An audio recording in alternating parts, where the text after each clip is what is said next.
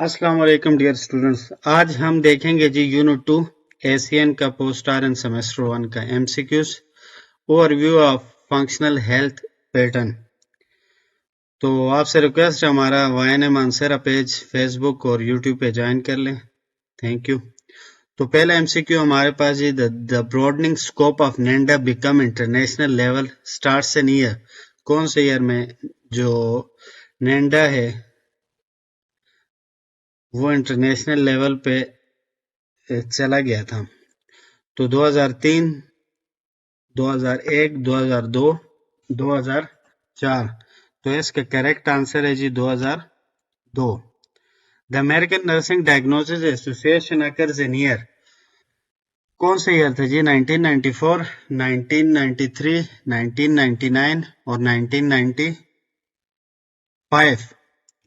तो correct answer है जी 1994। ये कुछ चीजें आपको जुबानी याद करनी पड़ेंगी, रट्टा लगाना पड़ेगा इनका। Third MCQ है जी NANDA defines nursing diagnosis, individual, family or community respond to actual or potential health problems and response। NANDA actually किस चीज पे ज्यादा, NANDA की डिफिनीशन हम क्या कर सकते हैं? तो physiological change, clinical judgement, physical examination, A and B. तो इसमें हमारे पास करेक्ट आंसर है जी clinical judgement.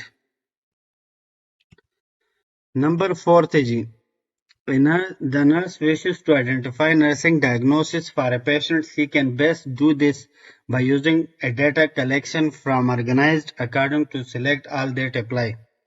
A body system model, a head-to-toe framework, Maslow hierarchy of needs, Gordon functional health patterns. तो नंबर 4 वाले के क्या आंसर है जी? Gordon functional health patterns.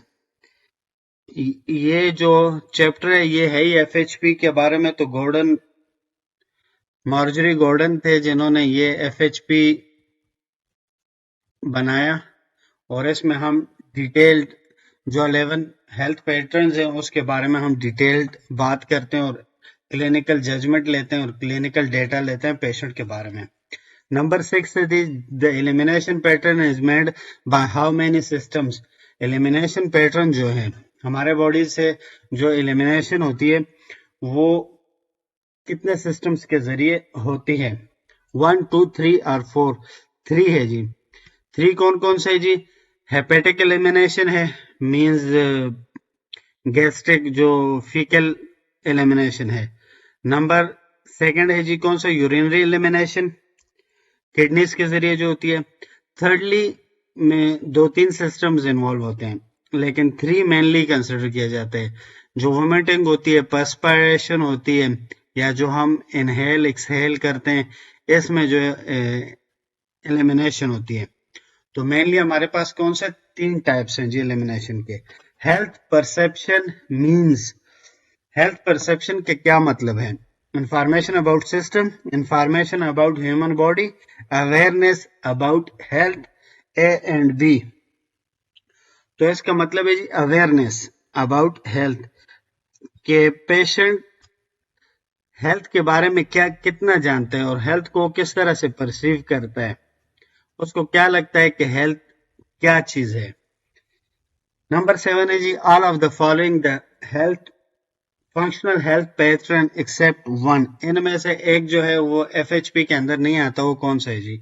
Health perception या हेल्थ मैनेजमेंट पैटर्न। नंबर 1 है ये, आपको पता है एफएचपी में आता है। Nutrition metabolic pattern, number 2 FHP यही है, ये भी नहीं है जी।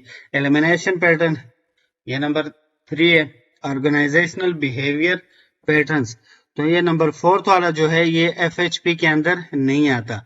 एफएचपी बेसिकली हम पेशेंट का क्लिनिकल जजमेंट करते हैं, ऑर्गेनाइजेशन का नहीं करते।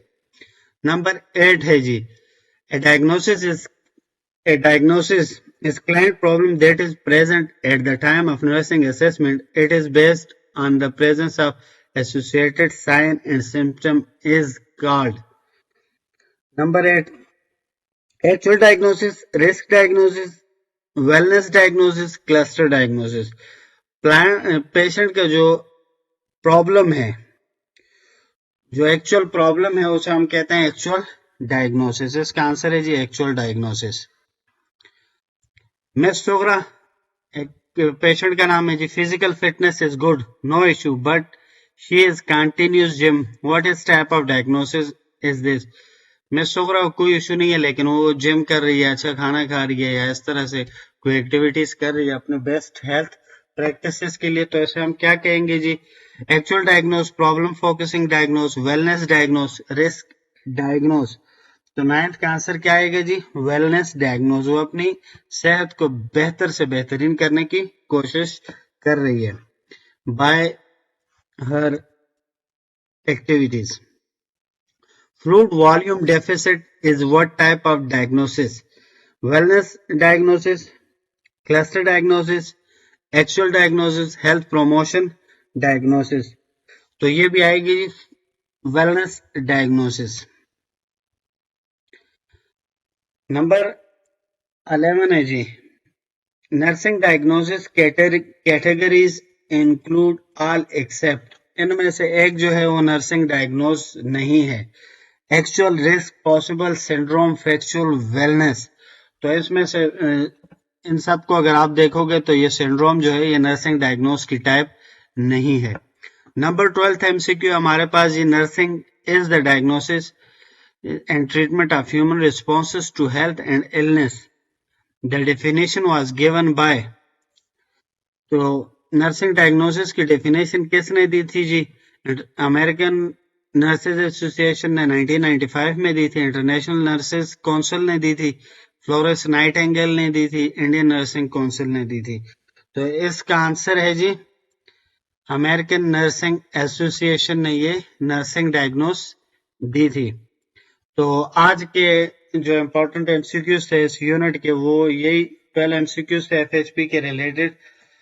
तो आई होप आपको समझ आए होंगे। फिर भी कोई क्वेश्चन हो तो आप मैसेज फेसबुक पेज पे मैसेज कर सकते हैं, इंशाल्लाह उसको एड्रेस करने की कोशिश करेंगे।